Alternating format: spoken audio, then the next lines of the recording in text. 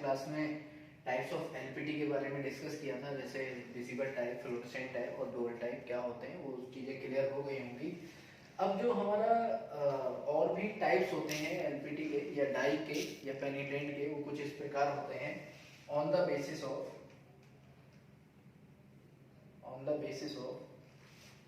Remove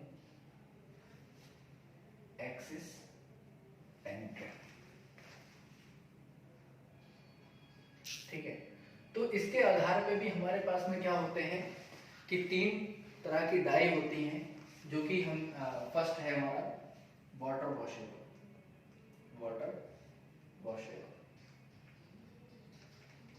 ठीक है। Second है हमारा पोस्ट इमल्सिफिएबल,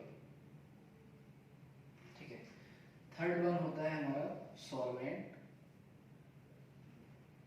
रिमूवेबल। अगर आपसे पूछा जाए कि रिमूव एक्सिस पेनिट्रेंट के आधार पे कितने तरह की डाई होती है, कितने तरह का पेनिट्रेंट होता है, तो आप बता सकते हैं कि 3 तरह का होता है। एक वाटर वॉशेबल होता है, एक पोस्ट इमल्सिफिएबल होता है और एक सॉल्वेंट रिमूवेबल। इसका क्या मतलब है, यानी कि एक हमारा ऐसा पेनिट्रेंट जो किससे वॉश हो जाए, पानी से, तो हम उस पेनिट्रेंट को बोलते हैं वाटर वॉशेबल, ठीक है। सॉल्वेंट रिमूवेबल का क्या मतलब है, एक ऐसा पेनिट्रेंट जो किससे साफ होगा, सॉल्वेंट से, तो हम उसको बोलेंगे सॉल्वेंट रिमूवेबल पेनिट्रेंट। पोस्ट इमल्सिफिएबल भी हमारा एक पेनिट्रेंट होता है। इसका जो क्लीनर होता है उसके अंदर इमल्सिफायर पड़ा होता है। क्या पड़ा होता है, इमल्सिफायर। इमल्सिफायर क्या करता है कि जब हम पेनिट्रेंट को अप्लाई करते हैं और हमारी जो नेक्स्ट स्टेप होती है डुअल टाइम के बाद में रिमूव एक्सेस पेनिट्रेंट की, तो हम उसको जब साफ करते हैं तो वो हार्ड हो जाता है। लेकिन इसके ये जो पेनिट्रेंट है, इसके क्लीनर के अंदर इमल्सिफायर पड़ा होता है। वो इमल्सिफायर क्या करता है, जो हम पेनिट्रेंट डाले हैं उसको सॉफ्ट करने का काम करता है। जब हमारा जो पेनिट्रेंट है जब वो सॉफ्ट हो जाएगा, सॉफ्ट होने के बाद में हम उसको आसानी से रिमूव कर सकते हैं। तो वो जो पेनिट्रेंट है हमारा क्या कहलाएगा, पोस्ट इमल्सिफिएबल। पोस्ट इमल्सिफिएबल में भी हमारा जो पेनिट्रेंट है वो 2 तरह के होते हैं। एक होता है लिपोफिलिक और एक होता है हाइड्रोफिलिक, ठीक है। लिपोफिलिक का क्या मतलब है, ये ऑयल बेस्ड होता है। और अगर हम हाइड्रोफिलिक की बात करें तो हाइड्रो का मतलब ही वाटर से है, तो ये हमारा क्या होता है, वाटर बेस्ड होता है, ठीक है। तो लिपोफिलिक ऑयल बेस्ड होता है, जो हमारा केमिकल कॉम्पोजिशन है तो उसमें ऑयल की जो क्वांटिटी है वो ज्यादा रहती है। अगर हम हाइड्रोफिलिक की बात करें तो ये वाटर बेस्ड है। इसमें जो हमारा केमिकल कॉम्पोजिशन है उसमें वाटर की क्वांटिटी थोड़ी ज्यादा होती है। उसके आधार पे क्या है कि पोस्ट इमल्सिफिएबल को हमने डिवाइड कर रखा है लिपोफिलिक और हाइड्रोफिलिक, ठीक है। तो ये टाइप्स ऑफ डाई होती हैं on the basis of remove excess penetrant. पहला वाटर वॉशेबल, यानी कि जो पानी से साफ हो जाए, हमारा वो पेनिट्रेंट जो पानी से साफ हो जाए उसको बोलते हैं वाटर वॉशेबल पेनिट्रेंट। सेकंड हमारा पोस्ट इमल्सिफिएबल पेनिट्रेंट, यानी कि जो हमारा क्लीनर होगा उसमें इमल्सिफायर होगा, उससे वो साफ होगा, तो इसलिए इसको बोलेंगे हम post emulsifiable. Third one solvent removable, यानी कि ऐसा पेनिट्रेंट जो किससे साफ हो जाए, सॉल्वेंट से, तो हम उसको बोलेंगे सॉल्वेंट रिमूवेबल पेनिट्रेंट। अगर हम 90% बात करें इंडस्ट्री के अंदर तो हमारा सॉल्वेंट रिमूवेबल का ही यूज होता है, ठीक है। बाकी कभी यूज होता है, ऐसा नहीं है कि यूज नहीं होगा। तो आपको याद रखना है on the basis of remove excess penetrant कितने टाइप के होते हैं, तो ये चीज आपको याद रखनी है। हमने डिस्कस किया था कि जो हमारा पार्ट है उसका टेम्परेचर कितना होना चाहिए, हम ऑलरेडी डिस्कस भी कर चुके हैं। आपको याद रखना है 5 degree Celsius to 52 degree Celsius हमारा क्या होना चाहिए, पार्ट का टेम्परेचर होना चाहिए, ठीक है। अगर हम मेजर की बात करेंगे, किस चीज से हम मेजर करते हैं, तो हमारे पास में कैलिब्रेटेड थर्मोमीटर होता है, उससे हम पार्ट का टेम्परेचर मेजर करते हैं, ठीक है। हमने और भी चीजें डिस्कस की थी कि जो हमारा पेनिट्रेंट है वो हमेशा लिक्विड फॉर्म में होता है, क्योंकि इसका जो प्रिंसिपल है, अगर हम प्रिंसिपल की बात करें, होता है capillary action. Capillary action, capillary action का क्या मतलब है कि हमारा जो मटेरियल है, ठीक है, जो मटेरियल है फॉर एग्जांपल यहाँ पर क्या है, डिसकंटिन्यूटी है। हमने बात की थी कि हमारा जो पेनिट्रेंट है ऑलवेज लिक्विड स्टेट में ही होगा, ठीक है, लिक्विड फॉर्म में ही हमारा क्या होगा, पेनिट्रेंट होगा, क्योंकि जो लिक्विड है वही हमें क्या देते हैं, कैपिलरी एक्शन देते हैं, ठीक है। तो हमारा जो पेनिट्रेंट है जब हम इस पर अप्लाई करते हैं, जब हम इस पर अप्लाई करेंगे, यहाँ पर डिसकंटिन्यूटी है, तो हमारा जो पेनिट्रेंट है वो इसमें क्या कर जाएगा, शिफ्ट कर जाएगा। तो हम बोल सकते हैं कि ये कौन सा एक्शन दे रहा है, कैपिलरी एक्शन दे रहा है, ठीक है। इस शिफ्ट करने को ही हम क्या बोलते हैं, कैपिलरी एक्शन बोलते हैं, जो कि हमारा क्या होता है, एलपीटी का प्रिंसिपल होता है। जब हम क्या करते हैं, हमारी जो नेक्स्ट स्टेप है, हम करते हैं कि जो 12 टाइम दिया तो उसमें कैपिलरी एक्शन मिल जाता है हमें, हमारा जो पेनिट्रेंट है वो डिसकंटिन्यूटी या डिफेक्ट में चला जाता है, फिर हम क्या करते हैं, इसको रिमूव करते हैं, ठीक है। जब इसको रिमूव कर दिए तो फिर हम इसमें क्या अप्लाई करते हैं, डेवलपर को अप्लाई करते हैं। जब डेवलपर अप्लाई करते हैं तो जो पेनिट्रेंट शिफ्ट किया हुआ है वो ऊपर की तरफ आता है। जैसे ये ऊपर की तरफ आएगा तो हम बोलेंगे कि ये रिवर्स कैपिलरी एक्शन दे रहा है। जब इस तरीके से शिफ्ट किया तो हम बोल रहे हैं कि कैपिलरी एक्शन दिया, ठीक है, और जब वो ऊपर की तरफ आ रहा है तो हम उसको बोलेंगे कि रिवर्स कैपिलरी एक्शन हुआ, ठीक है। कैपिलरी एक्शन को और भी हम डिटेल में डिस्कस करेंगे आगे, ठीक है। अभी इतना याद रखना है कि एलपीटी का जो प्रिंसिपल है वो कैपिलरी एक्शन होता है। इंपॉर्टेंट चीज है जो सभी स्टूडेंट को याद रखनी है, ठीक है। हम बार बार जो डेवलपर की बात कर रहे हैं, डेवलपर को समझ लेते हैं कि डेवलपर क्या है।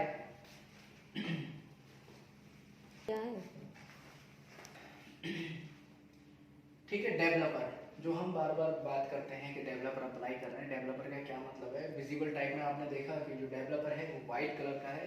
इसके 2 पॉइंट आपको डेवलपर के याद रखने हैं। वो 2 पॉइंट क्या है, एक याद रखिए कि ये बैकग्राउंड जनरेट करता है, बैकग्राउंड जनरेट करता है। दूसरा इसका पॉइंट याद रखिए कि ये क्या करता है, जो हमारा पेनिट्रेंट शिफ्ट किया हुआ है उसको खींचता है। उस प्रोसेस को हम बोलते हैं ब्लॉटिंग, ठीक है, ब्लॉटिंग। या हम बैकग्राउंड जनरेट करने को हम ये भी बोलते हैं कि वो कलर कॉन्ट्रास्ट देता है या विजिबिलिटी को इंक्रीज करता है।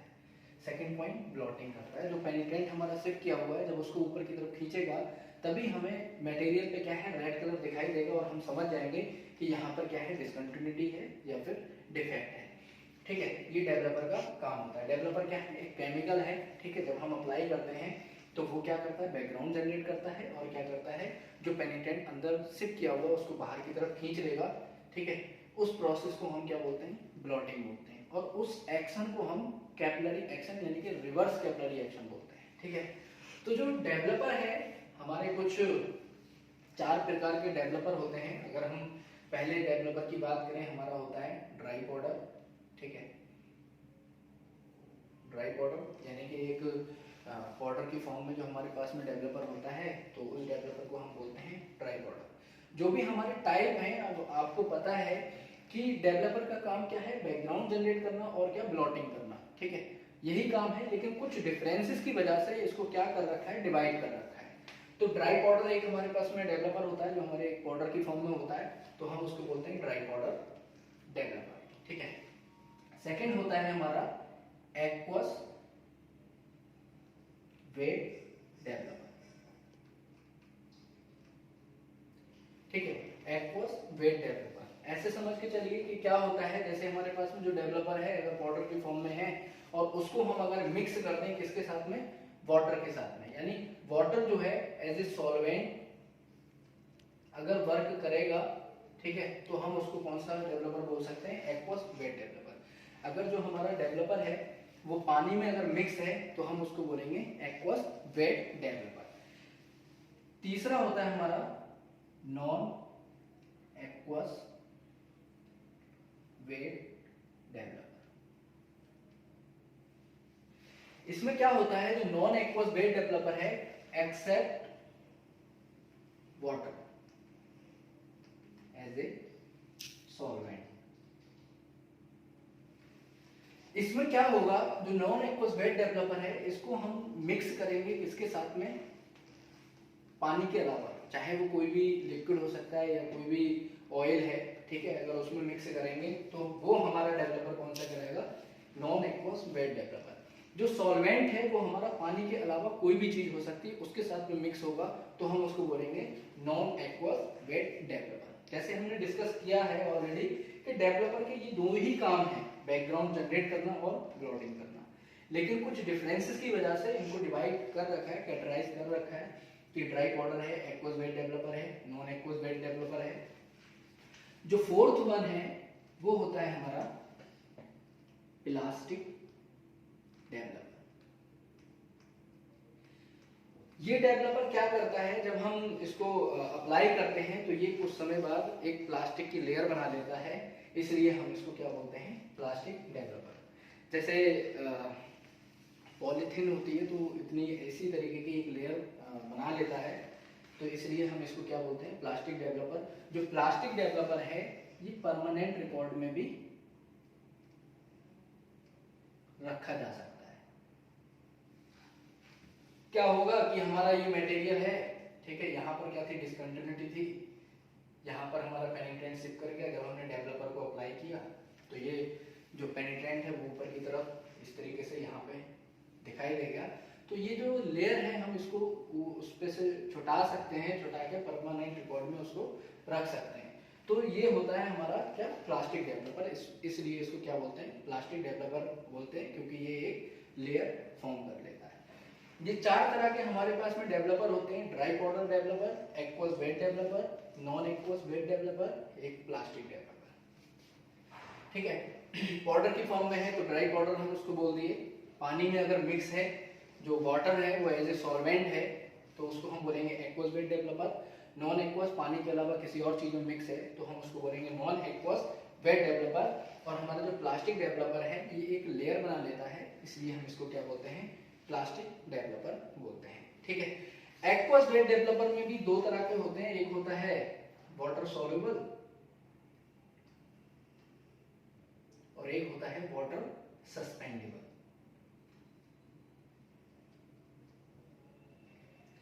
वाटर सॉल्युबल का मतलब ये है कि जब हमने इसको मिक्स कर दिया वाटर में तो 2 घंटे बाद भी अगर हम उसको उठाएं तो वो क्या रहेगा, एज इट इज रहेगा, वो मिक्स रहेगा, तो उसको हम बोलेंगे वाटर सॉल्युबल।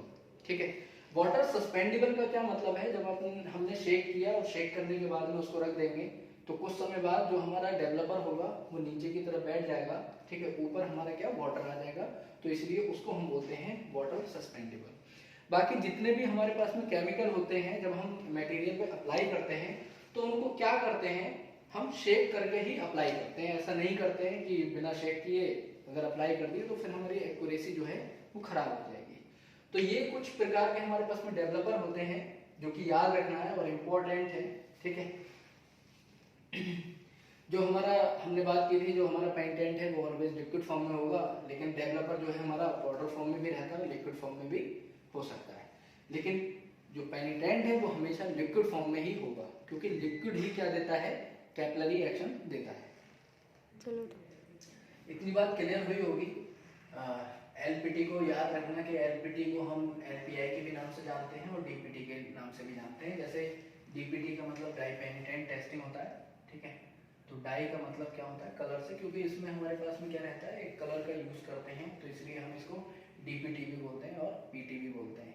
तो आपसे जो क्वेश्चन है, चाहे एलपीटी करके किया जाए, एलपीआई करके किया जाए, डीपीटी करके किया जाए या पीटी करके, तो वही चीज सेम है, ये नहीं कि कोई और चीज है। तो उसको आराम से आपको क्या है कि उसको बताना है। ठीक है, मैंने आपको बताया था कि जो एलपीटी है हम क्या करते हैं कि सरफेस के ही डिफेक्ट को डिटेक्ट करते हैं। क्यों? क्योंकि जो हमारा डिफेक्ट है या डिसकंटिन्यूटी है बहुत माइनर सा होता है, बहुत बारीक होता है, जो हमारी नेक्ड आई से दिखाई नहीं देता है, उसकी विजिबिलिटी को इंक्रीज करने के लिए ही हम क्या करते हैं, एलपीटी करते हैं। ठीक है, ये भी मैंने बता रखा है कि आपको एलपीटी जो है वो नॉन पोरस मटेरियल पे ही कर सकते हैं। नॉन पोरस मटेरियल वो मटेरियल होते हैं जो किसी भी लिक्विड को सोखते नहीं है। ठीक है, और पोरस मटेरियल, क्योंकि दो प्रकार के मटेरियल होते हैं, एक होता है पोरस और एक होता है नॉन पोरस। नॉन पोरस को अभी हमने डिस्कस किया। अगर हम पोरस की बात करें, पोरस मटेरियल वो मटेरियल होते हैं जो हमारे पेनिट्रेंट को या किसी भी लिक्विड को सोख लेते हैं। जैसे स्पंज जो है वो कैसा मटेरियल है, पोरस है। स्पंज जो होता है, क्योंकि आप लिक्विड डालेंगे तो वो सोख लेगा, तो वो हमारा पोरस हो गया। मैंने पहले ही बताया जैसे वुड हो गया, लकड़ी, तो वो भी हमारे पेनिट्रेंट को क्या कर लेता है, सोख लेता है। या रबर हो गया, और कुछ प्लास्टिक जो है वो पोरस में आती है और कुछ प्लास्टिक जो है वो नॉन पोरस में आती है। ये चीज हमें याद रखना है कि कौन सा पोरस मटेरियल है, कौन सा नॉन पोरस मटेरियल है, ठीक है। क्योंकि इंटरव्यू में ये भी पूछा जाता है कि पोरस मटेरियल क्या होते हैं, नॉन पोरस मटेरियल क्या होते हैं। आपने पढ़ रखा है कि एलपीटी जो है नॉन पोरस मटेरियल पर करते हैं, पोरस भी पूछ सकते हैं। तो आपको याद रखना है कि पोरस मटेरियल वो मटेरियल होते हैं जो, जैसे नाम से ही समझ में आ रहा है ना, पोरस, पोरस का मतलब पोर्स, उसमें क्या है, छिद्र है, ठीक है। जैसे हमारी स्किन है, तो स्किन भी हमारी कैसी है, पोरस है। क्यों? क्योंकि जो हमारा पसीना आता है तो इसका मतलब क्या है कि वो अंदर से ही है, तो कैसा है, ये हमारी स्किन पोरस है, ठीक है। तो एलपीटी जो है नॉन पोरस मटेरियल में करते हैं, जैसे कॉपर हो गया, आयरन हो गया, ठीक है, एल्यूमिनियम हो गया, मैग्नीशियम हो गया, ये सब हमारे कैसे मटेरियल है, नॉन पोरस मटेरियल। इसका प्रिंसिपल भी आपको याद रखना है कि कैपिलरी रिएक्शन होता है, उसको हम डिटेल में डिस्कस करेंगे कि किस चीज पर डिपेंड करता है, जैसे कांटेक्ट एंगल आएगा, वो सारी चीजें हम देखेंगे। लेकिन अभी आपको ये याद रखना है इसका जो प्रिंसिपल है वो क्या है, कैपिलरी एक्शन है। और अभी इतनी चीज तो समझ में आई होगी कि इस तरीके का जो एक्शन दे रहा है इसी को हम क्या बोलते हैं, कैपिलरी एक्शन बोलते हैं। क्योंकि जो हम पेनिट्रेंट डालते हैं वो सिप कर जाता है, उसी को हम क्या बोलते हैं कि वो कौन सा एक्शन दे रहा है, कैपिलरी एक्शन। जब हम डेवलपर अप्लाई करते हैं तो वो रिवर्स कैपिलरी एक्शन यानी ऊपर की तरफ जाता है, तो हम उसको बोलते हैं रिवर्स कैपिलरी एक्शन देता है। अगर हम इसके प्रोसीजर कोड की अगर बात करें, अगर प्रोसीजर कोड की बात करें तो जो हमारा एलपीटी का प्रोसीजर कोड होता है वो होता है एएसएमई सेक्शन 5 आर्टिकल 6। अगर जहां पर बात हो रही है एएसएमई सेक्शन 5 आर्टिकल 6 की, तो आप तुरंत समझ जाएंगे कि एलपीटी की बात हो रही है। जैसे हमने एमपीटी में डिस्कस किया था कि एएसएमई सेक्शन 5 आर्टिकल 7 अगर कहीं पे भी लिखा हुआ आ रहा है तो आप तुरंत समझ जाएंगे कि वहां पर एमपीटी की बात हो रही है। तो ये जो कोड है वो याद रखना है कि एएसएमई सेक्शन 5 आर्टिकल 6 किसका, एलपीटी का प्रोसीजर कोड होता है। एएसएमई का मतलब होता है American society of mechanical engineers, ठीक है। टेम्परेचर ऑफ मटेरियल हम डिस्कस कर चुके हैं, 5 degree Celsius to 52 degree Celsius होना चाहिए। और जो टेम्परेचर हम मेजर करते हैं वो कैलिब्रेटेड थर्मोमीटर से करते हैं, ठीक है। हमारे पास में कैलिब्रेटेड थर्मोमीटर होगा, उससे हम मटेरियल को क्या करेंगे, उसका टेम्परेचर मेजर करेंगे। पेनिट्रेंट आपको बताया कि लिक्विड फॉर्म में होता है हमेशा, तभी हमें कैपिलरी एक्शन मिलेगा। अप्लाई पेनिट्रेंट, जो हम पेनिट्रेंट को अप्लाई करते हैं वो कुछ अप्रोक्स 45 डिग्री पे हम उसको अप्लाई करते हैं, ठीक है। एक बार फिर से देख लेंगे कि कौन कौन से लिक्विड होते हैं, ये आपको देखने को मिलता होगा। ये हमारा क्या है, क्लीनर है, ठीक है, जिससे हम प्री क्लीनिंग करते हैं, पोस्ट क्लीनिंग में भी यूज करते हैं, ठीक है। रिमूव एक्सेस पेनिट्रेंट है हमारा जो प्रोसेस है, आपको पता है कि 3 बार उसमें क्लीनिंग करनी पड़ती है, ठीक है। एक तो प्री क्लीनिंग, फिर रिमूव एक्सेस मेंटेन करेंगे तो उसमें भी एक तरीके से क्लीन कर रहे हैं, ठीक है।